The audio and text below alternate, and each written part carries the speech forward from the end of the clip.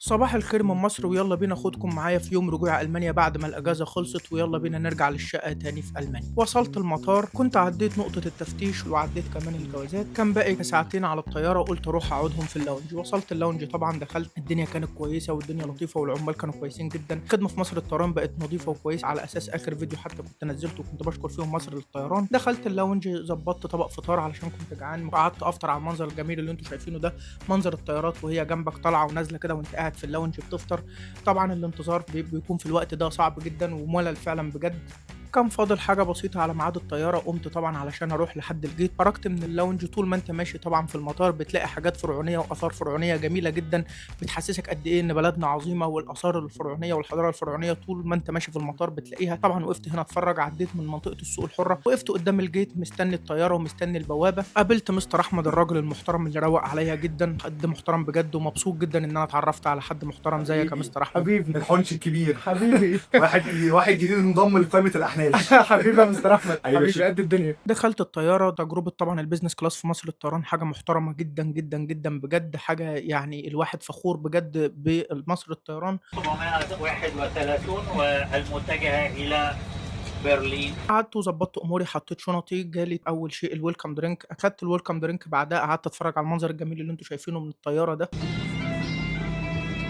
بعد كده جالي المنيو بتاع الأكل عشان أشوف هاطلب إيه. جات لي المضيفة سألتني، قالت لي: "حابب تاكل إمتى؟ إحنا ساعة وهيكون الأكل جاهز." قُلت لها: "أنا عاوزة أنام شوية." قالت لي: "طيب ممكن تشرب حاجة قبل ما تنام." شربت عصير مانجا وكلت كوكيز كده ونمت شوية بالفعل، تقريبًا نمت حوالي ساعة إلا ربع، وصحيت على صوت المضيفة بتقول لي: "تحب تتغدى دلوقتي يا فندم؟" قُلت لها: "تمام ماشي." جابت لي طبق المقبلات اللي أنتم شايفينه، كان لحم ستيك جميل جدًا بصوص جميل جدًا برضه. بعد كده طبعًا جات الوجبة الرئيسية، خيّرتني بين صدور الرومي والسلمون، طبعًا أنا اخترت سلمون، كان طعمه حلو جدًا لإن أنا باحب السلمون عمومًا. أكلت وضبطت حالي، شربت قهوتي، قُمت أدخل الحمام قبل ما نهبط على طول، وهبطنا الحمد لله، لميت شنطي ولميت حاجتي من الكابينة، ويالّا بينا نطلع من الطيارة. طلعنا من الطيارة هنا ووصلت، طبعًا دخلت على منطقة الجوازات في مطار برلين، أنا كنت حاجز برلين، دخلت على منطقة الجوازات وخرجت طبعًا من المنطقة، استلمت شنطي ويالّا بينا نطلع نروح الparking اللي هييجي فيه الأوتوبيس اللي هيودينا الpark اللي أنا راكن فيه العربية.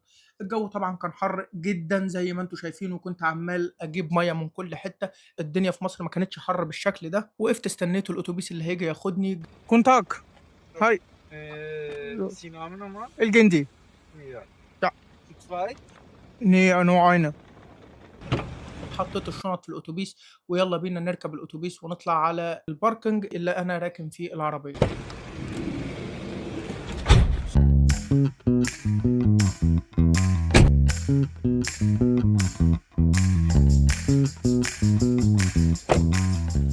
وصلت البارك اللي راكن فيه العربية، وطبعًا هنا بانزّل الشنط ويالّا بينا نروح نجيب العربية. وصلنا البارك الحمد لله، العربية واقفة هناك أهي، يالّا بقى ناخد العربية ونطلع على مدينتي الجميلة، ورحلة تاني ساعتين من برلين لحد فيغين، ويالّا بينا.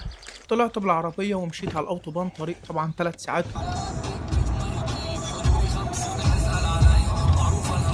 وصلت المدينة اللي أنا فيها الحمد لله، بس يوم متعب ومرهق جدًا، جدًا، جدًا. خلاص داخل على البيت. للأسف الشديد الواحد تعب في اليوم، وسواقة من البيت من المطار لحد البيت 300 كيلو، ده كتير جدًا، 3 ساعات. وصلت عند البيت، طبعًا كان لازم أنزّل الشنط وأنا ما كنتش قادر خالص، وأنا ساكن في الدور الأخير كمان، فالدنيا كانت متدشملة بصراحة، يوم دشملة بجد بمعنى الكلمة. فتحت البريد لقيت طبعًا لازم يكون في بريد، بقى لي 25 يوم بعيد عن البيت، فأكيد كان جالي بريد. يالّا نفتح الباب ونطلع ننام علشان أنا كده خلّصت وخلصت.